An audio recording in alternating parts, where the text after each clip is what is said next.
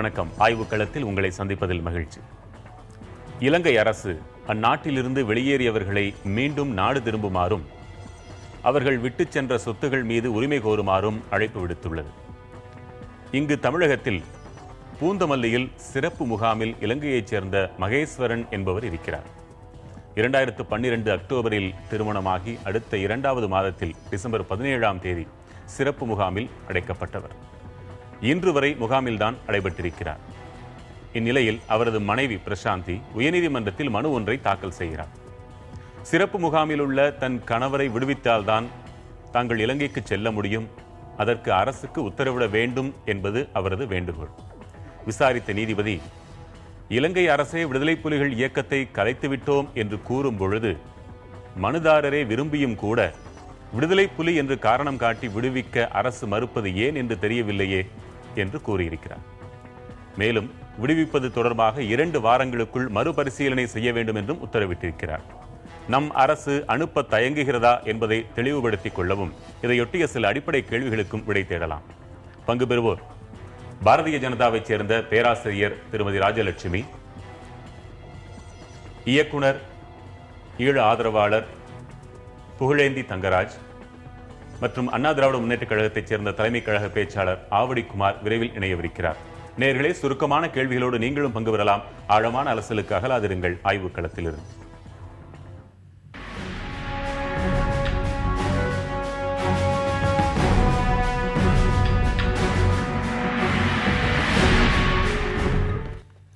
வணக்கம். திரு புகழேந்தி தங்கராஜ், முதலில் ஒரு சில விளக்கங்களை மட்டும் சொல்லிடலாம்.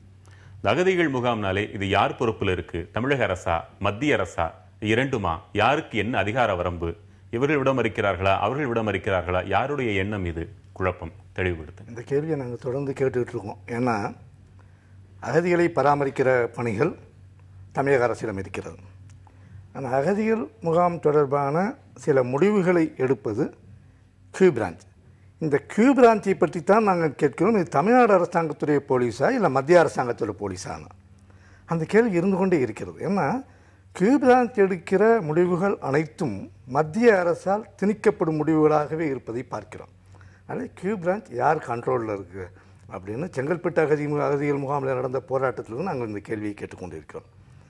அது இல்லாமல் சிறப்பு முகாம் 2 சிறப்பு முகாமும் 2 சிறைகளில் இயங்குகிறது. முதல்ல பூந்தமல்லியில் இருந்தது, இப்போ அவங்கள திருச்சிக்கு கூப்பிட்டு போயிட்டாங்க. செங்கல்பட்டு அகதி சிறப்பு முகாமை மூடிவிட்டு அவர்களை செய்யாறு கூப்பிட்டு கொண்டு போயிட்டார்கள். செய்யாறில் இருந்த சப்ஜெயிலில் தான் இப்போ சிறப்பு முகாம் இருக்குது.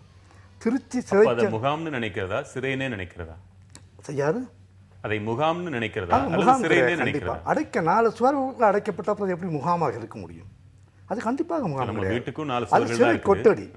அவர்கள் வெளியே வர முடியாது. யாரும் அவர்களை இப்போ நம்மளாம் போய் அவங்களை சந்திக்க முடியாது. 3ஆம் நபர்கள் சந்திக்க முடியாது. ரத்த உறவுகள், மனைவி, குழந்தை பார்க்கலாம், வேற யாரும் போய் பார்க்க முடியாது. சட்டம் அப்படி சொல்லுதா? சட்டம் அப்படித்தான் வைத்திருக்க வேண்டும். அப்படிதான் அவங்க அந்த ரூல்ஸ் அப்படிதான் வச்சிருக்காங்க. சட்டம் எப்படின்னு விதி அப்படி இருக்கிறது. சட்டம் மனிதாபிமானத்தின் அடிப்படையில் சர்வதேச அகதிகள் சட்டம் இருக்கு இல்லையா, அந்த சர்வதேச அகதிகள் சட்டப்படி இங்கே இருக்கிற ஈழ அகதிகளை நடத்தினாலே போதும், வேற எதுவும் வேண்டாம். சர்வதேச அகதிகள் சட்டத்தை நீங்கள் ஏற்றுக்கிட்டீங்களா இல்லையா, கையெழுத்து போட்டிங்களா, ஒப்பந்தத்தை அதெல்லாம் தேவையில்லாத கேள்வி. சர்வதேச அகதிகள் சட்டம் உலக அளவில் அங்கீகரிக்கப்பட்ட ஒரு சட்டம். அது மனிதாபிமானத்துடன் நிறைய விஷயங்களை வலியுறுத்துகிறது. அந்த சட்டத்தில் கூறப்பட்டிருப்பவர்களை கடைபிடித்தாலே போதும். அந்த அகதிகளை மனிதர்களாக வாழ விடுங்கள், அதான் நம்ம கேட்குறோம். இங்குள்ள அந்த இலங்கை தமிழர்கள் அனைவருக்குமே முதல்ல அகதி என்ற அந்த அந்தஸ்து வழங்கப்பட்டிருக்கிறதா? இல்லை, கிடையாது. அவர்களுக்கு அந்த அகதி அந்தஸ்து வழங்கப்படவில்லை. வழங்கப்பட்டிருக்க வேண்டுமா? கண்டிப்பாக வழங்கப்பட்டிருக்க வேண்டும். ஏன்னா இப்போ அகதி அந்தஸ்து வழங்காமல் அவர்களை இப்போ என்ன வார்த்தையில் சொல்லணும்னா சட்டவிரோத குடியேறிகளாகவே வைத்து கொண்டிருக்கிறது அந்த அரசாங்கம். அதான் பெரிய கொடுமை. ஏன் ஈழத்தில் 56 இனப்படுகொலை, பேரினவாத சிங்கள அரசியல்வாதிகளாக இனப்படுகொலை நடந்தாலும் 83 நடந்த இனப்படுகொலைக்கு பிறகு, வெளிப்படையாக நடந்த இனப்படுகொலைக்கு பிறகு நிறைய தமிழர்கள் வெளியேற தொடங்கினார்கள். தமிழ்நாட்டுக்கு வந்திருக்காங்க. ஏன்னா தொப்புள் கொடி உறவுகள் நம்ம இருக்கணும்னு வந்திருக்காங்க. புலம்பெயர் நாடுகள்னு ஐரோப்பிய நாடுகளுக்கெல்லாம் போனாங்க. அந்த நாடுகளில் அவர்களுக்கு குடியுரிமை வழங்கப்பட்டு வாக்குரிமையும் வழங்கப்பட்டிருக்கிறது. அவங்க மக்களால் தேர்ந்தெடுக்கப்படுகிற மக்கள் பிரதிநிதியாக எம்பியாலாம் இருக்காங்க. நம்ம அவங்களுக்கு வாக்குரிமை கொடுக்கல, அவங்களுக்கு அடிப்படை உரிமைகள் எல்லாவற்றையும் மறுக்கிறோம். அவர்கள் மருத்துவக் கல்வி படிக்க முடியாத நிலை, இதெல்லாம் ரொம்ப கொடுமை இல்லையா? அதுக்கு தான் தவறு என்று சொல்கிறார். வணக்கம் திரு ஆவடி. வணக்கம். 2011 மார்ச்ல இலங்கை நாடாளுமன்றத்தில் பிரதமர் ஜெயரத்னே ஒரு அதிர்ச்சிகரமான தகவலை சொல்றாரு. அவசரகால சட்டத்தை மேலும் 1 மாதம் நீட்டிப்பதற்கான காரணமாக அவர் அதை முன்வைக்கிறார். இலங்கையில் முற்றிலுமாக விடுதலை புலிகள் இயக்கத்தை நாம் அழித்துவிட்ட போதிலும் தமிழகத்தில் 3 ரகசிய முகாம்களை விடுதலை புலிகள் நடத்தி வருகின்றனர். பொட்டு அம்மானுக்கு நெருக்கமான புகழேந்திரன் மாஸ்டரின் கண்காணிப்பில் இந்த மையம் செயல்பட்டு வருகிறது. அதுக்கு அப்போதைய டிஜிபியாக இருந்த லத்திகாச்சரன் கொடுத்த விளக்கம் பதில்: தமிழக உளவு பிரிவு, தமிழக காவல்துறை, கடலோர காவல்படை அனைத்து துறைகளும் இணைந்து விழிப்போடு கண்காணித்துக் கொண்டிருக்கிறோம். இலங்கை பிரதமர் கூறுவதை முற்றிலும் மறுக்கிறோம். இது அடிப்படை ஆதாரமற்றது. தமிழகத்தில் விடுதலை புலிகளே இல்லை. ஆனா இன்னைக்கு தமிழக அரசு கொடுத்த அந்த பதில் மனு மகேஸ்வரன் விஷயத்துல விடுதலை புலி என்பதால் அவரை அனுப்ப மறுக்கிறார்கள் என்பது இது ஏன் என்று புரியவில்லை என்று நீதிபதியே சொல்லியிருக்கார். ஏன் நீங்க தமிழ்நாடு அரசாங்கம் காவல்துறை விடுதலை புலிகள் இல்லைன்னு சொன்னது உண்மை. ஆனால் இந்தியாவில் விடுதலை புலிகள் இயக்கம் தடை செய்யப்பட்டிருப்பது உண்மை. ஆக அதற்கு தமிழக காவல்துறை தான் நோட் போட்டு அனுப்பிச்சு, அதுவும் உண்மைதான். இல்ல எல்லாமே, அதாவது ஒரு விடுதலை புலிகள் இருக்கிறாங்க இல்லையான்றது ரெண்டாவது. ஆனால் விடுதலை புலிகள் இன்றைக்கு இந்தியாவில் தடை செய்யப்பட்டவர்கள். ஆக அதன் அடிப்படையில் அரசாங்கம் தன்னுடைய கடமையை செய்து கொண்டிருக்கிறது. இன்றைக்கு விடுதலை புலிகளுக்கு ஆதரவாக அல்லது அவர்கள் இயங்குகின்ற சூழ்நிலை, அவங்க இலங்கை அரசாங்கத்தினுடைய சந்தேகத்தை அவங்க என்ன சொல்றாங்க, இங்க இருக்குன்னு சொல்றாங்க, நாம இல்லைன்னு சொல்றோம். ஆனாலும் நம்ம தடைப்படுத்தி வச்சிருக்க காரணம், அப்படி அவங்க சொல்றது உண்மை இருந்துடக்கூடாது, அவங்க சந்தேகம் இருக்கக்கூடாதுன்னு நம்ம அதை தொடர்ந்து சந்தேகத்தை போக்கிக் கொள்வதற்காக இல்லாத விடுதலை புலியாக ஒருவரை அடைத்து வைத்திருப்பது நியாயமா? இல்லாத விடுதலை புலியா இருக்கிற விடுதலை புலியான்றது இல்ல. ஆக விடுதலை புலிகள் இயக்கம் இந்தியாவில் தடை செய்யப்பட்டது. ஆனால் விடுதலை புலிகள் இந்தியாவில் இல்லை என்பதும் நம்முடைய உறுதியான உண்மை நிலை. ஆனால் அப்போ அவர் யாரு? நான் அதுதான் சொல்றேன். அதாவது இன்றைக்கு இந்தியாவில் இலங்கையிலிருந்து புலம்பெயர்ந்த தமிழர்கள், ஈழத்தமிழர்கள் ஏறத்தாழ 1.5 லட்சம் பேருக்கு மேல இருக்காங்க. நம்முடைய சிறப்பு அகதிக முகாமில் இருக்கிறாங்க. இது இல்லாம வெளியே போலீஸினுடைய அனுமதியோட இன்னைக்கு வெளியே குடியிருக்கிற மற்ற பகுதிகளில் குடியிருக்கிறவங்களும் இருக்கிறாங்க. அவங்க கண்காணிப்பில் இருக்கிறாங்க. அவங்க அனுமதி பெற்று அவங்க இன்னைக்கு வசித்து வராங்க. ஆனால் இவங்க எல்லாரையும் கொண்டு விடுதலை புலிகள் நடக்கல. யார அதுக்குரிய சந்தேகத்துக்குரிய குற்ற செயல்களில் ஈடுபடுகின்றவர்களை தான் அதுக்கு உட்படுத்துறாங்களே படி, அது ஏதோ ஒரு காரணம் இல்லாம அங்கிருந்து வந்த அத்தனை பேரை விடுதலை புலிகள் சொல்லி இங்க அடைச்சி வச்சிருந்தாங்க சிறப்பு முகாம்லன்னு சொன்னா நீங்க சொல்றது சரி. ஆனால் குறிப்பிட்ட ஒரு சிலரை மட்டும் அதுல சிறப்பு முகாம்ல வச்சிருக்காங்கன்னா அவங்க அதுக்கு காரணம் அவங்க தானே ஒழிய அரசாங்கம் இல்ல, இந்த நடவடிக்கைகள் இல்லை. தமிழக அரசு இன்னும் சிலரை விடுதலை புலிகள் என்று சந்தேகிக்கிறது. தமிழக அரசு, அதாவது இந்தியாவில் இப்ப தமிழ்நாட்டில் குற்றவாளிகள் இல்லைன்னு சொல்றதுதான் நிலை. ஆனால் குற்றம் செய்கின்ற போது, அந்த குற்றத்திற்குரிய சந்தேகம் வருகின்ற போது, குற்றவாளிகளாக அடையாளம் காணப்படுகின்ற பொழுது அதை அவர்களை கண்காணிக்க வேண்டிய பொறுப்பும் அவர்களுக்கு நீதிக்கு விசாரணைக்கு உட்படுத்த வேண்டிய கடமையும் போலீஸ் இருக்கு. அதனால குற்றமே நடக்கலன்றது நம்முடைய நிலை. தமிழக அரசை இப்படி சந்தேகிக்கப்படும் நிலையில் இருக்கிற ஒருத்தரை அங்க அனுப்புனா அவர் உயிருக்கும் பேராபத்து தானே? ஆவடிக்குமார் சார் சொல்றதுல ஒரு சின்ன குழப்பம் இருக்கிறது. அவங்க சொல்றது ஒரு முன்னுக்கு பின் முரணா பேசுறாங்க. நான் வெளிப்படையா சொல்றேன். இப்போ நீங்கள் 2000 முதலமைச்சர் சொன்னது சொன்னீங்க. அது இல்லாமல் மூவர் தூக்கு தொடர்பான நீதிமன்றத்தில் கொடுத்த இப்போ இதில் அஃபிடவிட்டில் அரசாங்கம் சொல்லியிருக்கு 2009க்கு பிறகு விடுதலை புலிகள் நடமாட்டம் இல்லை அப்படின்னு சொல்லியிருக்கு. அரசாங்கம் வெளிப்படையாக நீதிமன்றத்தில் இருக்குது. அதே நீதிமன்றத்தில் போய் இன்றைக்கி மகேஸ்வரன் விஷயத்தில் விடுதலை புலிகள் இருக்காங்க எப்படி சொல்ல முடியுது? ஏன் அரசாங்கம் டபுள் ஸ்டாண்டர்ட் எடுக்குது? இந்த இரட்டை நிலைக்கு என்ன காரணம் தான் நாங்கள் கேட்குறோம். நீங்கள் முன்னுக்கு பின் முரணாக பேசுகிறீர்கள். ஆவடிக்குமார் பேசுறது வேற, ஒரு அரசாங்கம் எப்படி பேசலாமா நான் கேட்குறேன். அது தப்பு இல்லையா?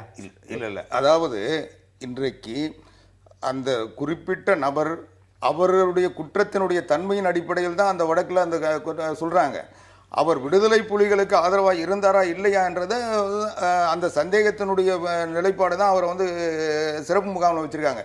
அவர் அந்த சந்தேகம் வரலன்னா அவர் சாதாரண முகாமில் தான் வச்சிருப்பாங்க. இன்னைக்கு இன்னும் சொல்ல போனால் பல சிறப்பு முகாம்களில் இருக்கின்ற இந்த பாதிக்கப்பட்ட ஈழத்தமிழர்கள் அவர்களே கொடுமையான அடக்குமுறைக்கு ஆளாகி அங்கிருந்து தப்பிச்சு இன்னைக்கு வாழ்ந்தா போதுன்ற நிலையில் வாழ்ந்துட்டு இருக்காங்க. அப்படிப்பட்டவர்களை நாங்கள் ஆஸ்திரேலியா கொண்டு போகிறோம், நாங்க வந்து வேற நாட்டுல போய் உங்களுக்கு குடியுரிமை வாங்கி தரோம், உங்களை வந்து நல்ல இங்க இருந்து ஏன் போறாங்க, நான் முடிச்சிடுறேங்க அப்படின்னு சொல்லி அவங்க கிட்ட இருக்க பணத்தை பறிச்சுக்கிட்டு அவங்கள கொண்டு போய் கடல்ல வந்து தவிக்க விடுறதும் இதுன்றதும் அதுக்கான மூல செலவு பண்றதுல சில குழுக்கள் சில தனிநபர்கள் ஈடுபடுறாங்க. அப்படிப்பட்டவர்கள் தான் இன்னைக்கு வந்து ஒரே ஒரு அரசாணையின் மூலமாக இங்கே தவித்துக் கொண்டிருக்கிற அத்தனை ஈழ அகதி முகாம்களில் இருப்பவர்களையும் ஒரு வசந்தத்தை ஏற்படுத்தி கொடுத்து விட தமிழக அரசால் முடியும். அதை செய்திருந்தால் அவங்க ஏன் போக போறாங்க? நிச்சயமா முடியாது. முடிஞ்சிருந்தா எப்போ நாங்க செஞ்சிருப்போம். புரட்சி தலைவி அம்மா அவர்களை பொறுத்தவரை இன்றைக்கு பல்வேறு தமிழ்நாடு சட்டமன்றத்தில் தீர்மானங்கள் நிறைவேற இந்தியா இன்னைக்கு வந்து அவர்கள் வந்து அடைக்கலம் தேடி நம்முடைய தொப்புள் குடி உறவுகள் இங்கே வந்து தஞ்சம் அடைந்திருக்கிறார்கள் என்பதுதான் அவருடைய சட்ட ரீதியான அவர்களுக்கு வந்து நிலை. குறிக்கிறேன். அப்படி தஞ்சம் அடைந்த அத்தனை பேருக்கும் அகதி என்ற அந்தஸ்து வழங்கப்பட்டிருக்கிறதா? அகதி என்ற வழக்கு மாநில அரசாங்கமோ இங்க இருக்கிற காவல்துறையோ இங்க இருக்கிற மக்களோ தர முடியாது. இந்திய அரசாங்கம் வந்து சர்வதேச ஒப்பந்தத்தில் கையெழுத்து போடல. நாம வந்து சர்வதேச அகதிகள் ஒப்பந்தத்தில் கையெழுத்து போட்டிருந்தோம்னா நாம வந்து அகதிகள் ஸ்டேட்டஸ் நம்ம தர்றதில்ல, நம்ம தர்றதில்ல, உலகம் தந்துரும். அவங்க விருப்பப்பட்ட எந்த நாட்டுக்கு வேணா போலாம். இந்தியாவில் இன்னைக்கு கூட அவங்க என்னதான் நம்ம சலுகை தந்தாலும் இன்னைக்கு வந்து கல்விகளில் வந்து இங்க இருக்கிற மக்களுக்கு தேவையான கல்வி வசதிகளை என்ன செய்து தந்திருக்குமோ அதை அவங்களுக்கும் இன்னைக்கு மாநில அரசாங்கம் புரட்சி தலைவி அம்மா அவர்கள் செய்து தந்திருக்காங்க. இன்னைக்கு இன்னும் சொல்ல போனா நலத்திட்ட உதவிகள் கூட அவங்களுக்கு செஞ்சிட்டு இருக்கோம். இது எல்லாம் செஞ்சா கூட அவங்க இன்னைக்கு சொத்துரிமை கிடையாது. ஒரு அவங்க வந்து இந்தியாவுக்குள்ள அவங்க எதுவும் மத்திய அரசு தான் காரணம்னு சொல்றீங்க. நிச்சயமா அகதிகள் ஒப்பந்தத்தை அவங்க கையெழுத்து போட்டுருந்தா அவங்களுக்கு வந்து குடியுரிமை தரக்கூடிய வாய்ப்பு இருக்கு. அதாவது அகதிகள் வந்து இது இலங்கையின் அகதிகள் வந்து பல்வேறு அந்த பிரச்சனைகளாக போரினால் பல்வேறு நாடுகளுக்கு பறந்து விழுந்து இருக்கிறாங்க. அதுக்கு முன்னாடி மகேஸ்வரன் கேஸ் விஷயத்துல உங்க கருத்து என்ன? பாரதிய ஜனதாவின் நிலைப்பாடு என்ன? மகேஸ்வரன் கேஸ் விஷயம் வந்து இப்போ தமிழக அரசு வந்து ஒரு நிலைப்பாடு எடுத்திருக்கிறது இல்லையா? அப்ப அதுல வந்து ஒரு மத்திய அரசு எப்படி குறுக்கிட முடியும்? அவர்கள் வந்து அதை மத்திய அரசுக்கு எடுத்து செல்லும் பொழுது ஆட்டோமேட்டிக்கா அதுக்குள்ள விஷயங்களை இவங்க ஆஸ்திரேலியா போனாலும் எங்க போனாலும் அங்கதான் போர் முடிஞ்சு போச்சேன்னு கேக்குறாங்க. இங்குள்ள அதிகாரிகளே சில பேர் அப்படி கேட்கறதாவும் இவங்களும் சொல்றாங்க. அப்போ அங்க போனா போர் முடிஞ்சு போச்சு இல்ல போங்கன்னு சொல்றாங்க. போறேன்னு சொன்னாலும் இவங்களும் விடுறது இல்ல. குறிப்பிட்ட தேதிக்குள்ள போகலைன்னா உங்கள் சொத்துக்களை நீங்க இழக்க வேண்டி வரும்னு ராஜபக்சே சொல்றாரு. நீங்க ராஜபக்சே சொல்லுவதை நம்பிக்கொண்டு இவர்கள் போவதாக இருந்தால் இப்ப யூஎன்ஏ அவங்களோட ரீஹாபிலிட்டேஷன் சிஸ்டம் படி 5000 இல்ல இல்ல நிச்சயமா நம்ப முடியாது. 5000 அதாவது 5000 பேரை நான் சொல்லி முடிச்சுக்கிறேன். 5000 பேரை அனுப்பிச்சாங்க. அவங்க வந்து யாரும் அங்க சௌரியமா இல்ல. சில பேர் போயிட்டு குடும்பத்துல ஒருத்தர் போனாங்க, 2 பேர் போனாங்க. போனவங்களும் திரும்பி வர்றது ஒரு நிலைமையில இருக்கு. அதனால அங்க இருக்கிற நிலைமை வந்து என்னன்னா அங்கிருந்து வர சம்பந்தம் ஐயா போன்றவர்களும் அங்கிருந்து வர எம்பிகளும் சொல்ற விஷயம் என்னன்னா எங்க கட்சி அலுவலகத்திலே வந்து சொல்லியிருக்காங்க. என்னன்னா 1.5 லட்சம் ராணுவ வீரர்களை ராணுவ முகாமாக்கி கொண்டிருக்கிறார்கள்.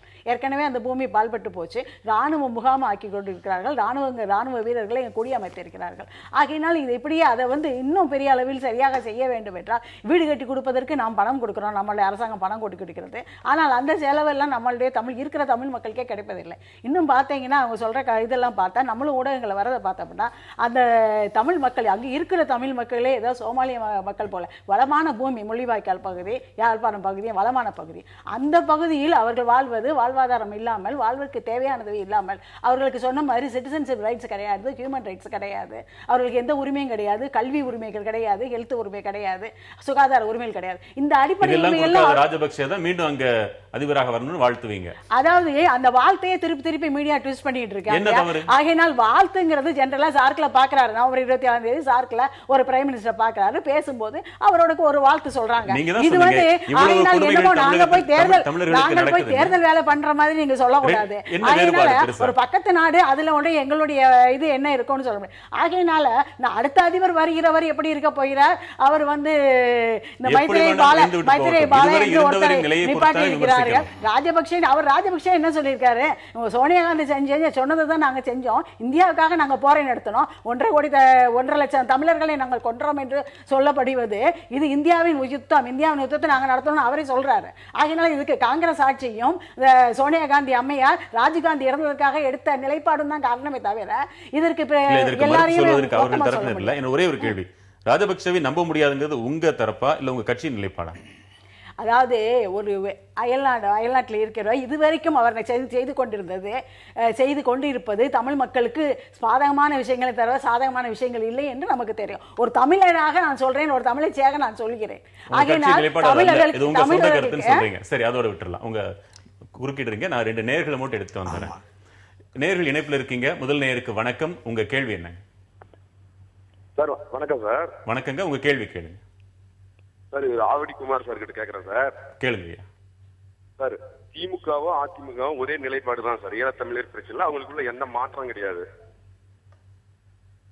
தமிழக இலங்கை தமிழர் பிரச்சனை ஆகட்டும், தமிழக மீனவர் அவங்க அதிமுகவும் திமுகவும் ஒரே நிலைப்பாடு தான். அரசியலுக்காகவும் ஓட்டுக்காக மட்டும்தான் ஈழத்தமிழர் பிரச்சனையை 2 பேருமே பயன்படுத்துறாங்க. சரி, உங்க அழைப்புக்கு நன்றி. அடுத்த நேயருக்கு வணக்கம். உங்க கேள்வி என்ன? ஹலோ, வணக்கம்மா. உங்க கேள்வி என்ன? நாங்க பெருமளை மாவட்டம் சின்னார்ல இருந்து பேசுறோம். கேளுங்கம்மா. இலங்கை அகதிகள் வந்தவங்க அவங்கள கட்டாயப்படுத்தி அனுப்பக்கூடாது. அவங்க விருப்பம் இருந்தா போகட்டும், இல்லைன்னா வேண்டாம், அவங்க இங்கேயே இருந்துட்டோம். அதான் எங்களோட வேண்டுகோள். விருப்பம் இருப்பவரை ஏன் அனுப்ப மறுக்கிறார்கள் என்பதுதான் இன்றைய தலைப்பு. உங்க அழைப்புக்கு நன்றி. அடுத்த நேயருக்கு வணக்கம். உங்க கேள்வி என்ன? கோயம்புத்தூர் பாலசுப்ரமணியன். கேளுங்க. ஹலோ, கோயம்புத்தூர் பாலசுப்ரமணியன் பேசுறேன். கேளுங்க பாலசுப்ரமணியம். சார், இலங்கை அகதிகள் நம்ம அனுப்ப வேண்டியதே இல்லைங்க சார். அனுப்ப வேண்டியது இல்லைன்னு சொல்றீங்க? ஆமா, அவசியம் இல்லைங்க. நம்ம குடியுரிமை கொடுத்து இங்கேயே வைக்கலாங்க. உங்க கேள்வி என்னங்க? அது இலங்கை அகதிகள் நம்ம இங்க தமிழ்நாட்டிலேயே நம்ம குடியுரிமை கொடுத்து வைக்கலாங்க. எதுக்கு அனுப்பணுங்க நீங்க? சரி, உங்க அழைப்புக்கு நன்றி. அடுத்த நேயருக்கு வணக்கம். உங்க கேள்வி என்ன? ஐயா வணக்கம். ஐயா ராஜகோபால் திருமங்கலத்துல இருந்து. சுருக்கமா விரைவா கேளுங்க ஐயா. ஆவடி குமார் அண்ணன் கேளுங்க. அவங்க புலிகள் அமைப்பை சேர்ந்தவர்கள் என்று தமிழ்நாடு அரசு கருதுகின்ற பொழுது அவர்களை இலங்கைக்கு அனுப்பிவிட வேண்டியதானே? எதற்கு சிறப்பு முகாமில் வைத்து சித்திரவதை செய்ய வேண்டும்? புகழேந்தி தங்கராசு, இவர்களுக்கு இந்த அகதிங்கிற பேர் கூட இல்ல, சட்டவிரோத குடியேறிகள் என்றுதான் வைக்கப்பட்டிருக்கிறார்கள் சொன்னீங்க. அதுக்கு காரணம் மத்திய அரசு மேல சொல்றாங்க. எந்த மத்திய அரசாங்கம் யாரு வந்தாலும் சரி அந்த விஷயத்துல கையெழுத்து போட்ட மாதிரியே தெரியல. அது ஏன்னு உங்களுக்கு படுது? என்னன்னா பொறுப்பின்மை, சமூக பொறுப்பின்மை, அப்புறம் சொந்த உறவுகளை நேசிக்க தெரியாமை, அப்புறம் 3வது உலக நாடுகளோட ஒத்து போகாமை. எல்லா நாடுகளும் ஏற்றுக்கிட்ட ஒரு சட்டத்தை நான் மட்டும் ஏற்றுக்க மாட்டேன். அப்போ நான் கேட்குறேன், நீங்கள் இங்கேருந்து வலுக்கட்டாயமாக அழைத்து கொண்டு போய் இலங்கையில் மலையகத்தில் குடியேற்றப்பட்டு அங்கேருந்து விஷ ஜந்துக்களால் இறந்து போன எங்களுடைய தமிழ் உறவுகளை அந்த பகுதி வளமான பிறகு அங்கே இருந்து இலங்கை அரசாங்கம் திருப்பி அனுப்பியது. அப்படி திருப்பி அனுப்புவதற்கு மட்டும் இந்தியா கையெழுத்து போட்டது. அங்கிருந்து அடித்து விரட்டப்பட்டு படுகொலை செய்யப்பட்ட பிறகு இங்கே வந்த அகதிகளை அகதிகளாக ஏற்பதில் உங்களுக்கு என்ன தடை இருக்கிறது? என்ன தடங்கள் இருக்கிறது? இங்கே இருக்க எத்தனை கட்சிகள் பார்லிமெண்ட்டில் பேசியிருக்கு, அகதிகள் சட்டத்தை ஏன்டா கையெழுத்து போடணும்னு கேட்டுக்க வேண்டாமா? கேட்க மாட்டார்கள். ஏன்னா இந்தியா என்பது விந்திய மலைக்கு இந்த பக்கம் இந்தியா ஒன்று இருக்குன்னு எத்தனை வட இந்திய தலைவர்களுக்கு தெரியும்? இந்திய தலைவரே கிடையாது, வட இந்திய தலைவர்கள், தென்னிந்திய தலைவர் தான் உண்மை. அங்க இன்னும் நிலைமை ரொம்ப மோசமா இருக்கு, அவங்க அனுப்புறது சரியா வராதுன்னு அம்மா சொல்றாங்களே. கண்டிப்பா முடியாது. இப்போ விக்னேஸ்வரன் இங்க வந்தப்போ அவர் சொன்ன வார்த்தை இங்க இருக்க பத்திரிகைகளோடு தவறாக சித்தரித்தன. அவர் சொன்னது என்ன சொன்னாங்க? அகதிகளை திருப்பி அனுப்புங்கள் விக்னேஸ்வரன் கோரிக்கை. விக்னேஸ்வரன் அப்படி சொல்லலை. விக்னேஸ்வரனுடைய ஃபுல் டெக்ஸ்ட் என்னன்னா, அகதிகள் திரும்பி வந்தால் அவர்கள் பாதுகாப்பாக வசிப்பதற்கான சூழல் இல்லை, அந்த சூழலை உருவாக்க வேண்டும், உருவாக்கிய பிறகு இங்கே இருக்கிற அகதிகளெல்லாம் திருப்பி அழைக்க வேண்டும் என்றார். ஒருவேளை விக்னேஸ்வரன் சொன்ன மாதிரி அங்கே பாதுகாப்பான சூழலை உருவாக்கி இங்கே இருக்க அகதிகளை அங்கே கூட்டு போனால் பாதுகாப்பாக வாழணும் இல்லையா? அவன் போனால் அங்கே பாலியல் உண்மைக்கு உட்படுத்தப்படுவாரா என்னுடைய சகோதரி, இல்லை படுகொலை செய்யப்படுவானா என்னுடைய இளைஞன் தெரியாது. அதனால பாதுகாப்பான சூழ்நிலை இல்லை, அது ஆக்கின பிறகு கூப்பிடலான்னு அவர் சொன்னார். இறந்துபட்ட உயிர்களை தவிர மற்ற அனைத்தையும் திரும்ப தருவேன் ராஜபக்சே சொன்னது. நகைகளை எல்லாம் திரும்ப தருகிறேன், உங்க உடைமைகளை எல்லாம் நீங்களே உரித்தாக்கிக் கொள்ளுங்கள், அதற்கான உரிமையை மட்டும் கோருங்கள் சொல்றாரே. இதுதானே சமயம்? இதையும் விட்டு விட்டால் எப்படி? நீங்கள் எல்லாம் திருப்பி தருகிறேன் சொல்றது அவர் சர்வதேச அளவில் சர்வதேச விசாரணையிலிருந்து தப்பிப்பதற்காக பாவிக்கிற ஒரு தந்திரம். என்னன்னா உலக அளவில் என்ன சொல்வார், நான் நிலத்தெல்லாம் கொடுத்துறேன்னு சொன்னேன், உன் தமிழர் நிலங்கள்லாம் இராணுவமாகமாக்கி வைத்திருக்கிறாய். இப்போ நேற்று கொழும்புலேருந்து ஒரு சகோதரி அழுதுகிட்டே பேசுகிறாங்க, எங்களுக்கு காணியை எல்லாம் பறித்து விட்டார்கள்னு. எல்லா இடத்தையும் இராணுவம் நிற்குது, இராணுவ செக் போஸ்ட் இருக்குது. தெல்லிப்படையில் ஏறக்குறைய 10,000 தமிழர்கள் சேர்ந்து எங்களுடைய நிலங்களை திருப்பி கொடு என்று போராடி கொண்டிருக்கிறார்கள். ஒரு 4 மாதத்துக்கு முன்னாடி யாரை ஏமாற்றுவதற்காக நீங்கள் வாங்க நான் நிலம் கொடுக்குறேன்னு சொன்னால் சர்வதேசத்தை ஏமாற்றுவதற்காக. சர்வதேசத்தில் வாங்குகிற ஃபண்ட் இருக்கு இல்லையா, அதெல்லாம் வந்து திருப்பி வாங்குவதற்காக அவர்கள் சொல்கிற பொய். சர்வதேச விசாரணைக்கு உட்படாமல் நாங்கள் வந்து அகதிகள்லாம் கூப்பிட்றோம், அவங்க தான் வரல. அங்கே பாதுகாப்பான சூழ்நிலை 2009 விடுதலை புலிகளை ஒழித்து விட்டதாக சொன்னீர்கள், நீங்கள் சொன்னீர்கள், உங்கள் அரசு சொன்னது, இந்திய அரசாங்கம் அதை வந்து ஆமோதித்தது. சரி, அதுக்கு பிறகு இங்கே இருந்து எத்தனை தமிழர்கள் திரும்பி போனார்கள்? இந்த 5 ஆண்டுகளில் இங்கே இருந்து திரும்பி போனவருடைய எண்ணிக்கையை ஒரு ஆங்கில பத்திரிகை 6 மாதத்துக்கு முன்பு புள்ளி விவரத்தோடு சொன்னது. எப்படி வந்து ரொம்ப மிக மிக குறைவானவர்கள் ஏன் திரும்பி போகிறார்கள் என்றால் போவதற்கு பயப்படுகிறார்கள். உயிருக்கு உத்தரவாதம் கிடையாது. அதே சூழல், இனப்படுகொலை சூழல் இன்னும் நிலவுகிறது. அங்கே நடந்தது இனப்படுகொலை என்று தமிழ்நாடு அரசாங்களுடைய தீர்மானத்தில் போட்டாங்க. இதுக்கு நேர்மாறாக மகேஸ்வரன் தன் கணவன் மனைவியாக அங்கு செல்ல விரும்பத்தானே செய்யறாங்க. எப்படி இன்றைக்கு நீதிமன்றத்தில் வழக்கு என்ன? அவர்கள் தாங்கள் செல்ல விரும்புகிறார்கள். ஆமா, நீதிமன்றத்தில் விடக்கூடாது. இந்த வழக்கில் நான் ஒன்று கேட்கிறேன். மகேஸ்வரன் கைது செய்யப்பட்டு எதற்காக? அவர் வெடிகுண்டு தயார் செய்தார் என்று கைது செய்தார்கள் பல்லாவரத்தில். வெடிகுண்டு தயார் செய்த மகேஸ்வரனிடமிருந்து லேப்டாப் தான் கைப்பற்றப்பட்டது என்பது நீதிமன்றத்தில் தான் தெரிகிறது. அவன் கேட்குறாரு, எல்லாரும் தான் வச்சிருக்காங்க லேப்டாப்னு சொல்லியிருக்கார் நீதிபதி. ஆக ஒரு பொய்யான புகாரின் பேரில் கியூ பிரான்ச் மகேஸ்வரனை கைது செய்திருக்க வேண்டும். இன்னைக்கு அவங்க கேட்டதுக்கான காரணம் என்னவா இருக்கணும்னு நான் நினைக்கிறேன்னா, சிறப்பு முகாமை தாங்க முடிந்திருக்காது. சிறப்பு முகாமில் 50 பேர் இருக்காங்க இப்போ, 2 முகாமும் சேர்ந்து. அதில் 20 பேர் மனநோயாளிகள். 2 மாதம் இருந்த தற்கொலைக்கும் ஒரு மௌலானா அவர் வந்து இப்போ தான் திரும்பி செய்யார் கேம்புக்கு வந்திருக்காரு. செய்யார் கேம்புக்கு வந்த பிறகு திருப்பி மனநிலை சரியில்லாமல் பக்கத்தில் இருக்க ஒரு மருத்துவமனையில் சிகிச்சை நடந்துட்டு இருக்கு. ரொம்ப சிறப்பாக கவனிச்சுக்கிறோன்னு சொன்னாரு. நீங்க மனநோயாளிகளை உருவாக்கி கொண்டிருக்கிறது. அதான் உண்மை. அதாவது மரியாதைக்குரிய ஐயா புகழேந்தி தங்கராஜ் அவர்கள் வந்து இந்த தளத்திலிருந்து நீண்ட போராட்டத்தை நடத்தி கொண்டிருப்பவர், நிறைய விவரங்கள் தெரிஞ்சவர். ஆனால் நான் சொல்ல வர்றது, இன்றைக்கு மகேஸ்வரன் வழக்கில் மகேஸ்வரனை வந்து அந்த நாட்டுக்கு போகணும்னு விரும்புகிறார். ஆனால் இன்றைக்கு இருக்கிற இந்திய சட்டப்படி அவர் போகணும்னு விரும்பினா கூட இலங்கை அரசாங்கங்கிட்ட தான் ஒப்படைக்க முடியும். அவரை வந்து இங்கிருந்து அதிகாரப்பூர்வமாக அனுப்பணும்னா இலங்கை அரசாங்கத்தோடு ஒப்படைக்கணும். எப்படி குட்டிமணி ஜெகனை இந்திய நாட்டு சட்டப்படி கைது பண்ணி இலங்கை அரசாங்கத்தோட ஒப்படைச்சு அப்புறம் நான் முடிச்சிடறேன்.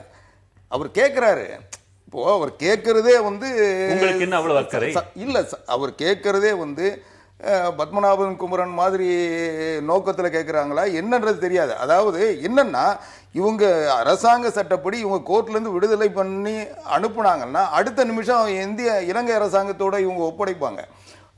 ஏற்கனவே குட்டிமணி ஜெகன் அப்படி ஒப்படைக்கப்பட்டு அவங்க என்ன நிலைக்கு போனாங்கன்றது தெரியும். அவங்க கண்ணை தோண்டி இது ஒன்று சொல்லியிருக்கலாமே. இல்லை, அது அதாவது ஒரு சிலர் வந்து இப்போ கோர்ட்டில் சொல்லணுன்றது வேற, கோர்ட்டில் சொல்றாங்களா இல்லையான்றது அது வேற.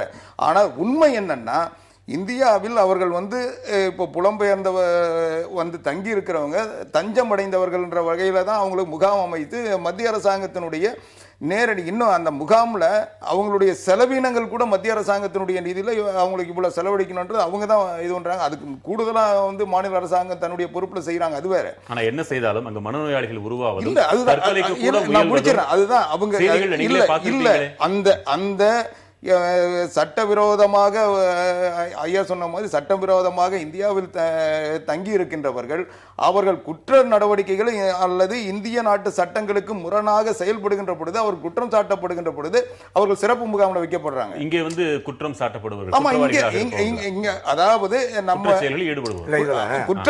குற்ற செயலில் ஈடுபட்டார்கள் என்று குற்றச்சாட்டுக்கு ஆளாக்கப்படுகின்ற பொழுது அவர்கள் வந்து சிறப்பு முகாமில் கொண்டு வரப்படுறாங்க. கீழ்ப்பாக்கம் மனநோய் மருத்துவமனையோட டீன் வந்து மௌலானாவுக்கு கொடுத்திருக்கிற அந்த இதில் என்ன சொல்லியிருக்காருன்னா, அந்த மன உளைச்சலை தாங்கிக் கொள்ள முடியவில்லை, அவரை பிரித்து வச்சு ஒரு அடைச்சி வச்சு அந்த இடத்துல அந்த உளைச்சலை தாங்கிக் கொள்ள முடியவில்லை. அதான் அவர் சொல்லியிருக்காரு. நான் ஓப்பன் கேப்ல வந்து நீங்க நான் ஒண்ணு முடிச்சிடறேன். ஐயா சொன்னதுக்கு நான் சொல்லிடுறேன். அதனாலதான் இன்னைக்கு வந்து சிறப்பு முகாம்லாம் வந்து இன்னைக்கு வருவாய்த்துறையினுடைய இதை வச்சு அதுக்கு தான் வந்து தாசில்தார் வந்து போய் அப்பப்போ அவங்கள கவுன்சிலிங் பண்ணணும், அவங்களுக்கு வந்து அவங்களுடைய மனதில் இருக்க வெளிப்படுத்தாவே மன அழுத்தம் குறைன்றதுக்காக அதெல்லாம் செஞ்சிட்டு இருக்காங்க. ஆக அவங்க வந்து எல்லாத்துக்குமே அரசாங்கம் வந்து மனிதாபிமானத்தோடு தான் பார்த்துட்டு இருக்கு. இன்னைக்கு அவங்க வந்து அவங்க தனிமைப்படுத்தப்பட்டதுக்கு காரணம் அவங்க தானே ஒழிய அரசாங்கம் இல்லை. அரசாங்கம் வந்து இன்னைக்கு வந்திருக்க அத்தனை பேரும் அந்த மாதிரி நடத்தலை.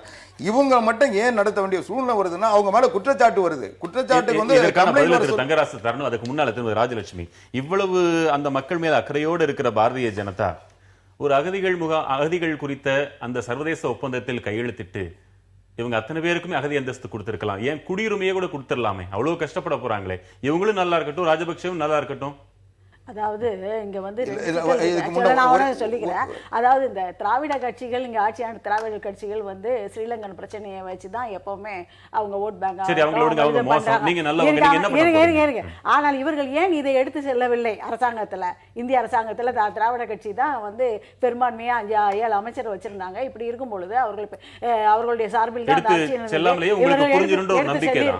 எடுத்து சென்றிருக்கணும். இந்த விஷயங்களை கொடுத்து யாருக்கெல்லாம் குடியுரிமை வேணுமோ கேட்டு கொடுத்துக்கலாம். இப்போ கனடா நாட்டில் வந்து எல்லாரும் ரொம்ப வசதியாக இருக்காங்க. நானும் கனடா நாட்டு போனேன். இந்த ஸ்ரீலங்கன் தமிழ்ஸ் எல்லாம் அங்கே வந்து ரொம்ப வசதியாகவே இருக்கிறார்கள், குடியுரிமையோட சிறப்பாகவே இருக்கிறார்கள். ஆனால் வந்து இந்தியா வந்து நீங்கள் இந்தியாவில் சட்டத்திட்டம் இதுக்கு அனுமதிக்கலை. இது அனுமதிக்கிறது, இதை மட்டும் ஒரு ஸ்பெஷல் கேஸாக நம்ம கொடுக்கலாம். ஏன்னா நம்மளுடைய தொப்புள் சொந்தங்கள். நீங்கள் இன்னொரு விஷயம் நான் சொல்லணும்னு நினச்சேன். இங்கே வந்து மன அளவில் பாதிக்கப்பட்டவர்கள் இருக்கிறார்கள். 112 முகாமில் இருக்கிறவங்க மட்டும் 68,000 பேர் மட்டும் கிடையாது. வெளியில இருக்கவங்க கூட 32,000 பேர் அவங்க கூட வந்து மன அளவில் பாதிக்கப்பட்டு தான் இருக்காங்க. ஏன்னா அந்த தாக்கம் நமக்கே அவ்வளவு இருக்கும் பொழுது, அத்தனை பேர் கொல்லப்படும் பொழுது அவர்களுடைய சொந்தங்களுக்கு எவ்வளவு இருக்கும்னு இருக்கு. ஆகையினால் இதையே வந்து சில ட்ரீட்மெண்ட் பண்ண அகதி ஒப்பந்தத்துல இந்தியா கையெழுத்திட வேண்டுமா வேண்டாமா? அது இது பெரிய விஷயங்க. நம்ம ஒரு போரத்தில் நம்ம டிஸ்கஸ் பண்ண முடியாது. ஆனால் அதாவது திராவிட கட்சிகள் தமிழ்நாட்டில் இருக்க இன்னைக்கு இருக்க அதிமுக வந்து அவர்களுடைய நலனை பாதுகாக்கலாம். அகதி முகாமே சிறப்பாக நடத்தலாம் இல்லையா? ஏன் ஒரு ஹாஸ்டல் மாதிரியா ஒரு இது மாதிரி நடத்தக்கூடாது? ஏன் உண்மையிலேயே அவங்க நிலைமை வந்து அந்த அகதி முகாமில் நல்லா இல்லைங்கிறது தான். சில இதுல கொடுக்குறாங்க, படிப்புக்கு முன்னுரிமை கொடுக்குறாங்க, காலேஜில் சீட்லாம் கொடுக்குறாங்க, அதுக்கு ஒரு உதவி கொடுக்குறாங்க. இந்த மாதிரி சில விஷயங்கள் ஜெனரலா வந்து அவர்களோட நல்ல நிலைமையில இருக்காங்களா? ஏன் இப்படி இருக்காங்கன்னு நீங்க குற்றம் சொல்றீங்க? அதாவது இவர்கள் ஸ்ரீலங்கா பிரச்சனையை தான் பேசிக்கிட்டு இருக்கோம். ஸ்ரீலங்கா பிரச்சனை நிறைய கட்சிகள், புது கட்சிகள் இருக்கிறது, நிறைய கட்சிகள் அதை எடுத்து பேசுகிறார்கள்.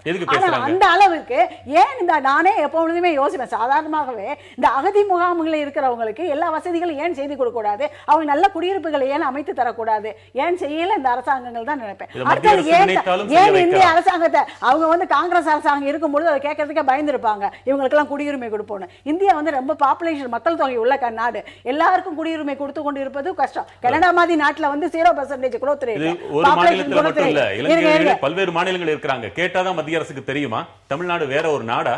தமிழ்நாடுங்கிறது தமிழாவும் நம்மள இந்தியா தானே. அது வந்து நம்மளும் நினைக்கணும். தமிழ்நாடுன்னு நம்ம தமிழ் மக்களுக்கு மட்டும் இல்ல, எல்லா மக்களுக்காக தான் இருக்கும். இன்னைக்கு அண்டை நாடுகள் இருக்கு, ஆப்கானிஸ்தான் இருக்கு, பங்களாதேஷ் இருக்கு, எல்லா நாட்டுல இருந்து நமக்கு வந்து அகதிகள் வர்றதுக்கு இந்தியா வந்து ஜனநாயக நாடு, ஓரளவுக்கு வசதியா இருக்கலாம், சுதந்திரமா இருக்கலாம். ஆகினால் வர்றதுக்கு நிறைய பேர் ரெடியா இருக்காங்க.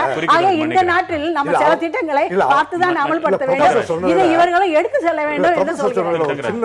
இது மட்டும் சொல்லி அவங்க என்ன சொல்றாங்க, திராவிட கட்சிகள் அரசியலுக்காக ஈழ பிரச்சனையை பேசிட்டு இருந்தாங்க. திராவிட கட்சிகள் அரசியலுக்காக பேசியிருப்பாங்க, தேசிய கட்சிகள் அரசியலுக்காக கூட பேச மாட்டாங்க எங்கள் உறவுகளை பற்றி. ஏன்னா அவங்களை பற்றி அக்கறை. அதான் சொல்ல இந்திய மலைக்கு இந்த பக்கம் என்னன்னு தெரியாது. நேற்று என்ன நடந்திருக்கு, செய்யாறுல சுரேஷுங்கிற ஒரு சிறப்பு முகாம்வாசி கண்ணாடி அரைச்சி குடிச்சிட்டார்.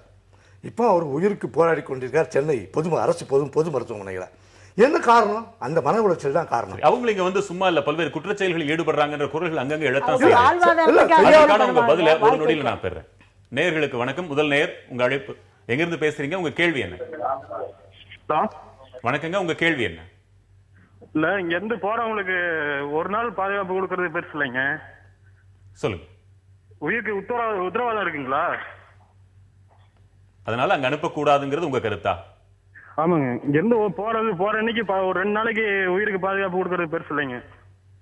சரிங்க, உங்க அழைப்புக்கு நன்றி. அடுத்த நேயருக்கு வணக்கம், உங்க கேள்வி என்ன? ஹலோ, உங்க கேள்வி என்னங்க? ஐயா வணக்கம். சொல்லுங்க. நான் வந்து இந்த பாரதிய ஜனதா கட்சி ராஜலட்சுமி மேடம் கேள்வி கேட்கணும்.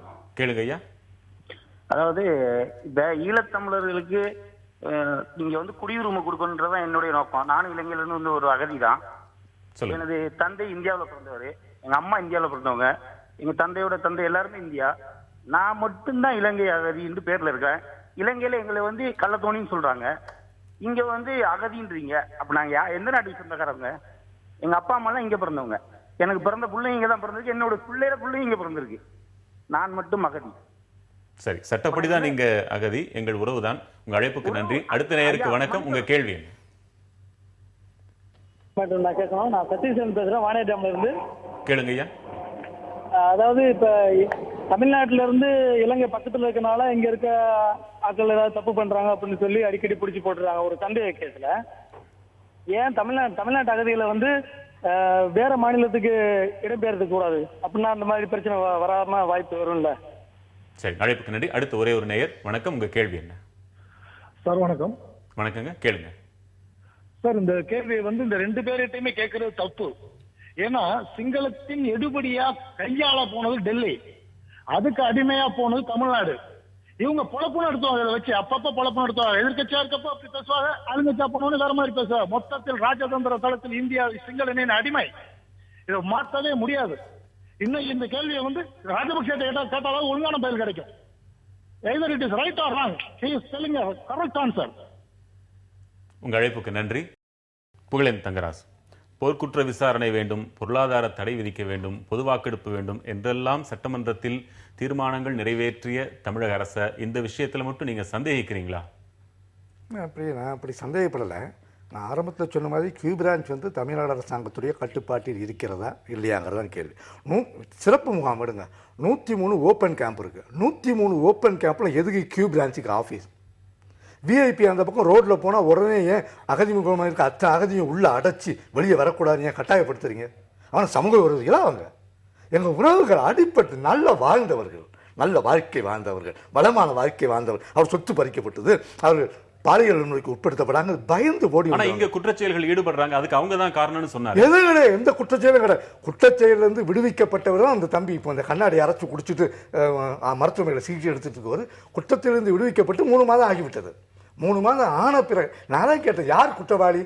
ஆஸ்திரேலியாவுக்கு கூட்டு போனவங்க குற்றவாளியா, இல்லை ஆஸ்திரேலியாவுக்கு போக வேண்டும் என்கிற எண்ணத்தை அகதிகளிடையே ஏற்படுத்தி இருக்கிற இந்த அரசு குற்றவாளியா? அது மூலம் நம்ம கேட்க வேண்டாமா? நீ என்ன வசதி செய்து கொடுத்திருக்க? அவன் ஓடனா போதும், விட்டா போதும், சுதந்திரமா ஊற்றி விடணும் சூழ்நிலை ஏன் உருவாக்கு? யாரோ ஆசை காட்டி அழைத்து சென்றார்கள்னு சொல்றாங்களே. இல்லை, வசதிகள் அடிப்படை வசதிகள் இல்லாததால். இன்னும் கேட்டால் நான் ஏற்கனவே ஒரு நாடாளுமன்ற உறுப்பினரிடம் சொன்னேன், ஒரு குறிப்பிட்ட அகதிகள் முகாமிலே கொடுக்க வேண்டிய உதவித்தொகையை 1 மாதமாக கொடுக்கல. அப்போ என்ன வட்டிக்கு வராங்க அந்த அதிகாரி என்று கேட்டேன் நான். அதுக்கு பிறகு கொடுத்தாங்க. இவ்வளவு நடந்துகிட்டு இருக்கு. அதனால நான் என்ன சொல்றேன், இந்தியாவில் எல்லா அகதிகளும், திபெத்திய அகதிகள், பர்மிய எல்லாருக்குமே இப்படித்தான் செய்யறாங்களா? எல்லா அதிகாரியும் நான் சொல்லவில்லை. எல்லா அகதிகளுக்கும் இதே நிலைமைதானா என்று கேட்கிறேன். திபெத்திலிருந்து வந்த அகதிகள், பர்மாவிலிருந்து வந்த அகதிகள், பங்களாதேஷிலிருந்து வந்த அகதிகள், பர்மாவிலிருந்து வந்த அகதிகள் இங்கிருந்து போனவங்க திரும்பி வந்தாங்க. அவங்க எல்லா வசதிகளும் செய்து கொடுக்கப்பட்டிருக்கின்றன. நம்ம மட்டும்தான் மாற்றாந்தாய் மனப்பான்மையோடு நடத்துகிறோம். அவர்கள் மட்டும் தான் அடைச்சி வச்சிருக்கோம். சிறப்பு முகாமில் பர்மா அகதி எங்க இருக்காரு சொல்லுங்க? சிறப்பு முகாமில் நம்ம ஈழ அகதிகளோடு இருந்தவர்கள் நைஜீரிய அகதிகள். அந்த நைஜீரிய அகதிகள் யார்? அவங்க வந்து போதைப் பொருள் களத்தில் ஈடுபட்டவர்கள். அவங்களையும் ஈழ அகதிகளை ஒன்னா அடைக்கிறது நியாயம். கேரளம், கர்நாடகம், ஆந்திரம், ஒடிசா இது போன்ற மாநிலங்களில் இருக்கக்கூடிய இலங்கை தமிழ் அகதிகளின் நிலை என்ன? அதாவது என்னென்ன, ஒரு சின்ன சம்பவம் சொல்கிறேன் உங்களுக்கு. கனடாவில் இருந்து ஒரு 4 அகதிகள் சென்னைக்கு வந்திருக்காங்க.